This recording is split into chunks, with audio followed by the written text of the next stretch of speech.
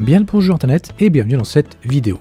Aujourd'hui nous allons répondre à pourquoi certaines chansons restent plus coincées dans notre tête que d'autres. Attention, à la fin de cette vidéo, je pense que vous allez avoir une petite musique dans la tête qui va vous rester toute la journée.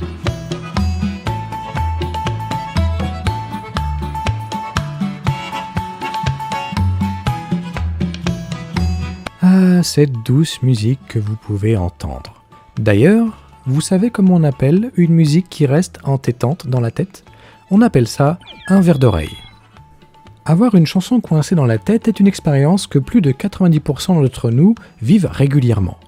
Les chercheurs ont commencé à étudier ce phénomène, explorant des sujets tels que la façon dont une mélodie persistante varie en fonction des traits de personnalité et comment se débarrasser d'un air obsédant indésirable. Cette recherche a révélé une variété de résultats importants, mais une question demeure qui n'a toujours pas été entièrement résolue. Comment les chansons nous viennent-elles à l'esprit ? Il existe une variété de raisons pour lesquelles une chanson peut apparaître comme un verre d'oreille qui n'a pas grand-chose à voir avec la musique elle-même. Par exemple, des sondages ont indiqué que les musiques obsédantes sont généralement attribuées à l'écoute récente ou répétée d'une chanson. Certains participants à cette étude ont également signalé des verres d'oreille déclenchés par des associations de mémoire, comme un mot ou une image qui leur rappelait les paroles d'une chanson. Par exemple, moi, quand j'entends le mot Mario, j'ai tout de suite la musique.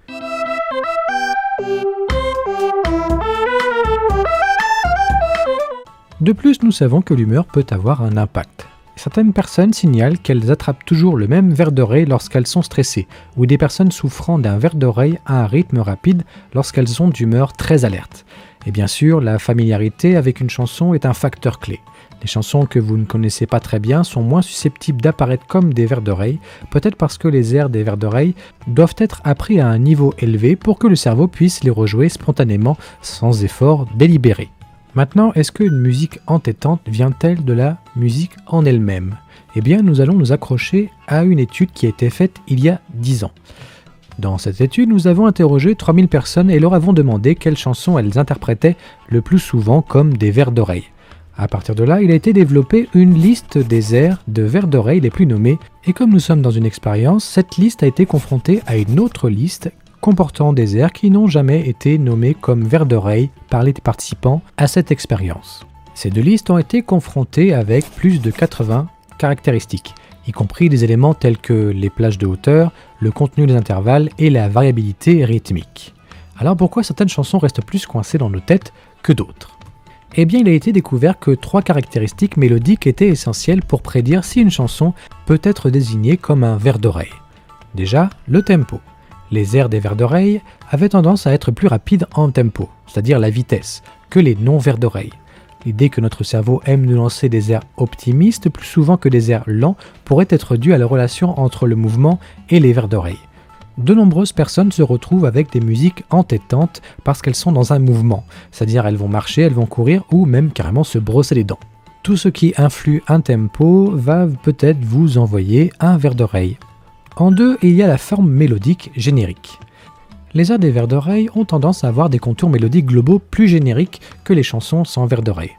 Un exemple de contour mélodique très courant est un motif ascendant suivi d'un motif descendant, comme on le voit dans la chanson qui est mise derrière ma voix. La mélodie va monter, puis la mélodie va descendre. Ta ta ta, là je monte, ta ta ta ta ta, ta ta ta, là je descends à la fin. Et enfin, troisième point, le modèle d'intervalle inhabituel.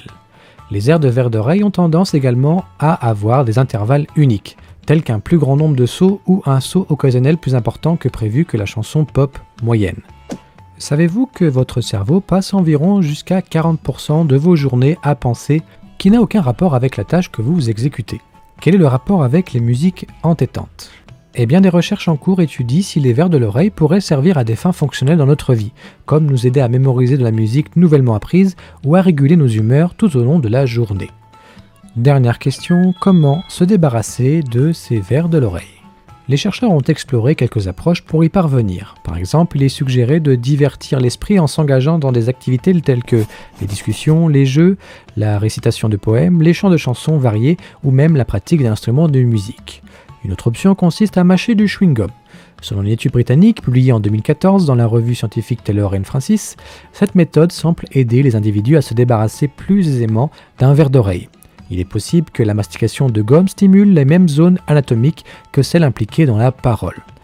Si ces conseils ne s'avèrent pas efficaces, une autre approche consiste à chanter à haute voix le vers d'oreille, de manière à l'implanter dans l'esprit de votre entourage. Bien que cela ne vous libère pas d'un vers d'oreille en question, cela peut vous procurer une sensation de compagnie, vous évitant ainsi de vous sentir isolé. Mon petit oiseau a pris sa volée, mon petit oiseau a pris sa volée, a pris ça à la volette, a pris ça à la volette, a pris sa volée. Merci d'avoir regardé cette vidéo, portez-vous bien et je vous dis à très vite.